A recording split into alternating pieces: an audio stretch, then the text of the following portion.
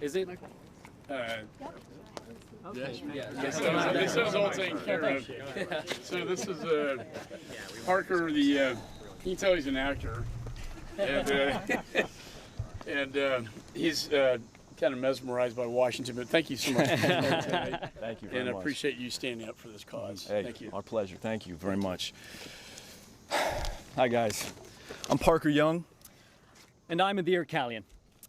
We are here today in a personal capacity on behalf of the 5 Afghans and 7 veterans we work with on our show, The United States of Al. Brother, want to come up here? This is Chase Millsap, a colleague of ours. He's a Marine veteran who served 3 tours in Iraq, spent over 7 years trying to get his interpreter to safety. He knows what it feels like to leave somebody behind. For the last 10 days, Chase has been working night and day with Afghans and other veterans to get people safely to the Kabul airport and evacuated. Habib, would you mind taking a step in? Thank you so much, sir. This is Habib Zohori, who was born in Afghanistan, who worked as an interpreter and journalist, and is now a writer on our show. Over the last few days, Habib's siblings, who are also interpreters, have experienced for themselves the harrowing journey that thousands of Afghans are currently facing. Fortunately, thanks to efforts by Chase and other veterans and organizations, Habib's siblings are now among those who have been safely evacuated.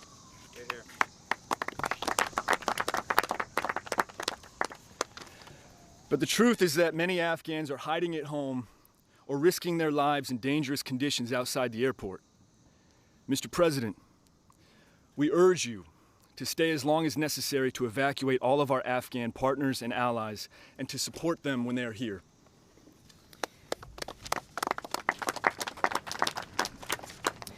While many have already been evacuated through ongoing efforts of the US government, we're here today to add our voices to the Afghan and veteran organizations who understand the need for urgent action for all those who remain. Habib, may I please invite you to say a few words? Thank you. I just want to say that there are a lot of people that I know personally who are interpreters, journalists, lawyers. They have documents, they have passports, but they can't get to the airport. They are traveling with elderly people, with children, with women. It's just very difficult for them to get inside. And just at this moment that I'm talking to you guys, one of my sisters with her husband is stuck at one of the gates at the airport, and there are women and children and elderly people with them, and they have traveled hundreds of miles from the north. And the last thing that I heard from them was a picture of a baby that was beaten in that crowd. So there are a lot of people who need help, and that's why we are here. Thank you, brother.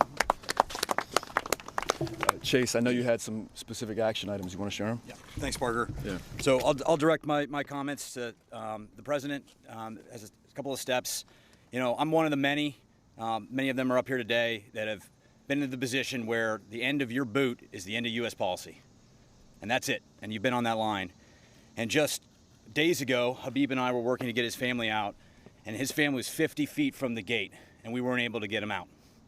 And right now, and I can tell you, I'm getting text every single minute from others that are trying to get through there. And right now there's a gap between those that are standing at the gate and those trying to get in, and it's being filled by people that want to help, that are standing up, and private citizens and trying to help. And I'm asking the president to please help us shorten that gap. So give us 50 feet, give us the opportunity to extend the perimeter and allow the military to process the crowds, get a line, help them process these people so they can get through there.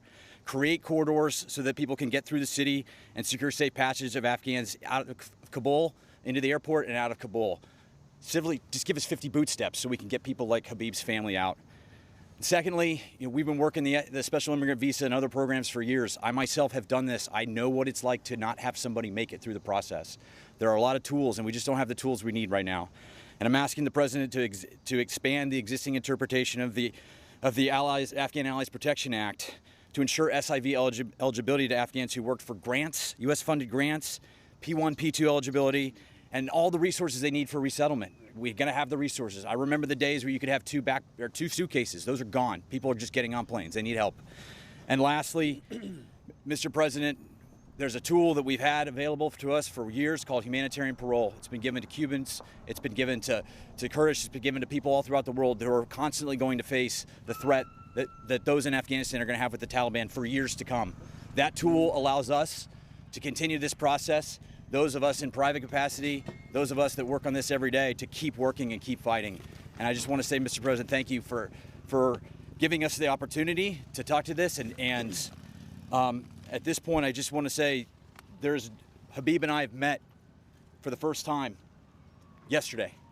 We did all of this by the phone. This is possible. So give us the tools that we need, please. Thank you, Chase.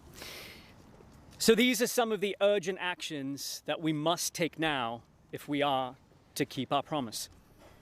So we urge you to remove the deadline and make it conditional on the safe evacuation of all those who tied their fates to the American mission in Afghanistan.